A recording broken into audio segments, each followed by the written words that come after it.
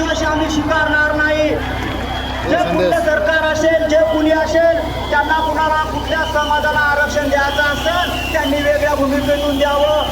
आदिवासीमधून आरक्षण दिलं तर आम्ही खपवून घेणार नाही.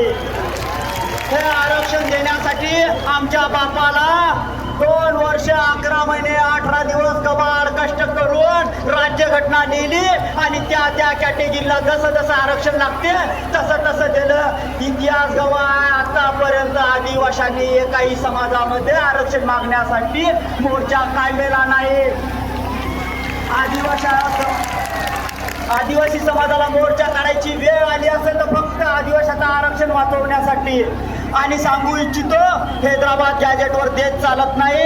हा देश विश्वरत्न भारतरत्न डॉक्टर बाबासाहेब आंबेडकरांच्या संविधानावर चालतो. आणि आदिवासीच्या विरोधी 40 आमदारांनी पत्र दिलं.